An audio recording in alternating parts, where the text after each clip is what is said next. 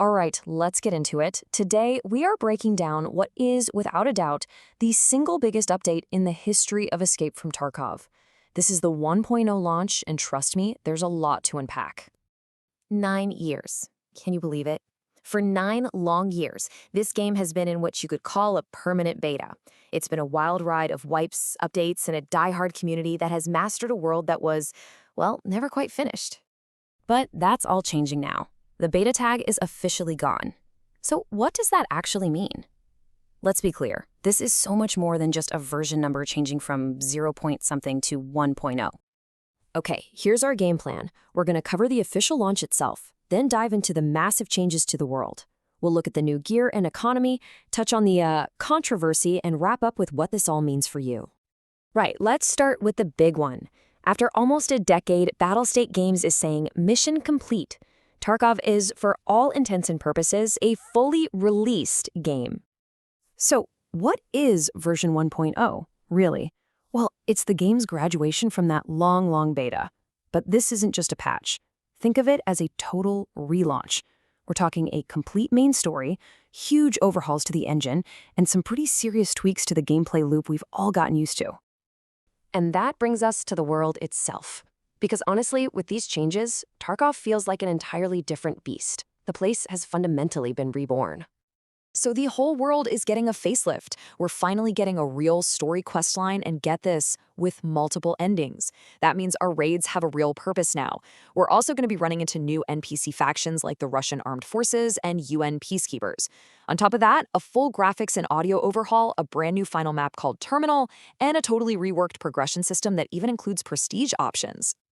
And this really shows the massive shift in thinking.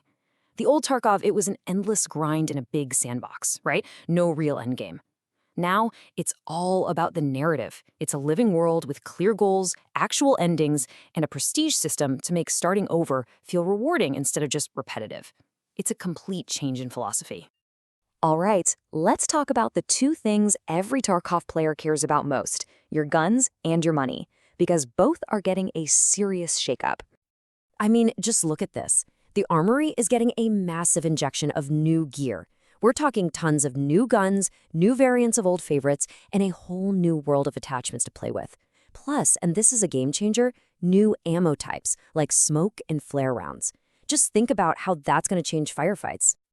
And the economy. This is clever. They've created these resource sinks. Basically, the new main story quests are going to require huge amounts of items and materials. This is all designed to combat that late wipe problem where everyone is a billionaire with unlimited gear.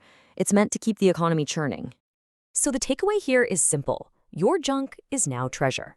All those items you used to just sell to the traders without a second thought, yeah, they might be the exact thing you need to finish a critical mission. Every single raid just became a whole lot more interesting. But a launch this big is never perfectly smooth. There have definitely been some complications, and we have to talk about the controversy that's been brewing. Yeah, let's get into the elephant in the room. The pre-launch hardcore wipe. It was, to put it mildly, a very bold move. And a lot of people were not happy about it. So what happened? Well, right before this big 1.0 launch, they reset the progress for a huge number of veteran players, wiped their accounts completely. You can imagine the reaction. For some of the most dedicated players out there, years of grinding just vanished. And the backlash was pretty significant. And the concerns don't stop with the wipe. The studio's been upfront that not everything planned for 1.0 is actually in the game at launch. They're also deliberately keeping some changes under wraps, which makes people nervous.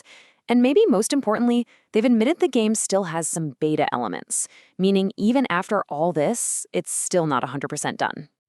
So, we've looked at the good, the bad, and the complicated. What does this all mean for you? Is it time to gear up and head back in? So here's the final briefing. You're gaining a real story, new maps, and clear objectives, which is awesome, but you're losing that pure sandbox feel, and for some, years of progress. The world looks and sounds amazing, but there's going to be a steep learning curve for all these new systems. And while your loot has more purpose, be prepared to sink a lot of it into those main quests. It's a trade-off, no matter how you slice it. At the end of the day, this update completely changes what it means to play Tarkov. For better or for worse, it's a new beginning. A new set of rules in a city that's both familiar and completely alien. The only real question left is, are you ready to deploy into this new zone?